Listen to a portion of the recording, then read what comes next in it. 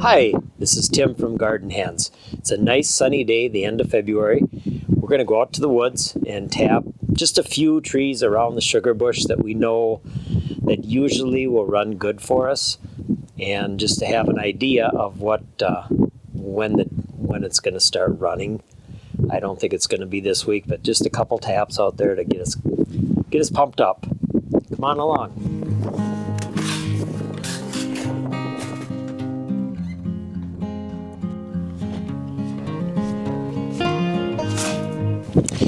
So like I said, we're going to tap just a couple of trees just to get an idea when the sap is going to run, and we might get a little drip out of this today. It's 32 degrees, but it's that cold kind of a south wind coming back.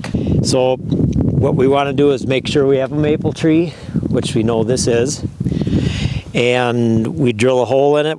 Here's our old hole right here from last year, and here's one from the year before, and here's one from the year before that.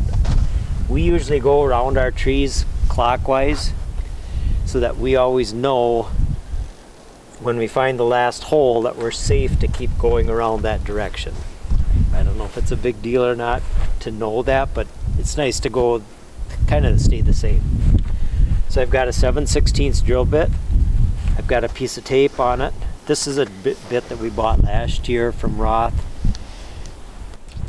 Some people say you should have a new bit every year. I guess we don't. We don't tap that many trees, but this bit has done a good job. We'll give it a try at least. We'll know today what it does. So we're going to be at least 6 inches away from this hole, a little bit up from it or a little bit down, whichever you want to be. Run your drill in and out in one motion. Don't run it back and forth.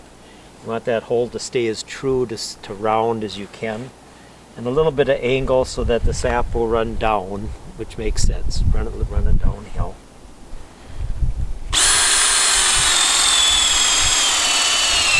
There I'm at 1.5 inches.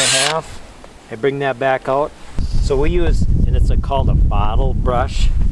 It's just a brush that Jody had at home in the kitchen. It's just got small bristles on the end, and it's flexible, and it's a way to kind of get the sawdust or the filings cleaned out of the hole, because you don't want those in. Got my gloves on today, it's cold. Because there's a hole in the end of the spile, and you don't want that to get plugged up with sawdust. So if you brush that out, you shouldn't. It's real tempting when you get done drilling that hole just to bend down and blow the hole out. That can introduce some bacteria into it, which is not what you need. By the way, this hole is not running today, so there's not a big hurry to get the fire started, that's for sure. And then we'll tap that in.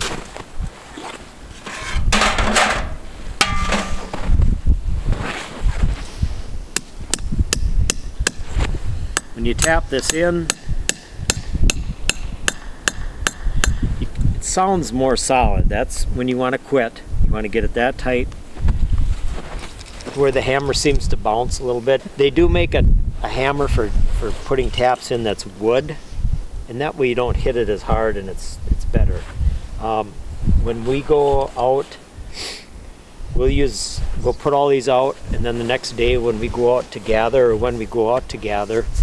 we'll carry a hammer with us always, because inevitably there'll be a tap that's a little bit loose. You don't want to hit it in too hard and split your tree. If you split your tree, that tree is done. You can't tap it again. It won't run out of the next tap. It'll run out of that split. So you don't want to hit them in too hard. You're better off to be a little bit loose and then have to just tap it to tighten it the second time than to be too tight. So we'll put the bucket on the tree that's not dripping. We've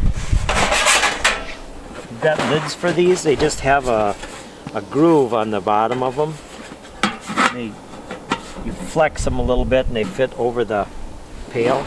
So when you dump this pail, we lift it up and you dump it in the bucket. The lid can stay on it. You want to keep your hand on it so it doesn't slide off. Put it back on the thing and back on the hook, and move on to the next one when you're gathering. So I don't think we have to rush in rush into putting more taps in. We'll put in a couple more yet today. This tree always runs well. It's one of the early ones that runs. So we'll know when it's going to start running. It'll be later in the week, I believe. And we'll tap a couple more just around the sugar bush here, just behind us, just to get us pumped up and ready to go. And we'll wait for a little bit of warmer weather. Generally, we have to, you can see there's snow around the bottom of the tree. Generally, that snow has to start to melt, get a ring around the tree that's a little bit of dirt, just to show that it's melting so these trees can warm up. The tree's roots are cold. If they can't warm up, the sap's not going to rise. But once it gets going, it'll be just fine. So later this week, we'll be tapping the end of the week, I'm sure, just to get going. And with a little bit of luck, next week it'll start running. So thanks again for watching, and remember to subscribe.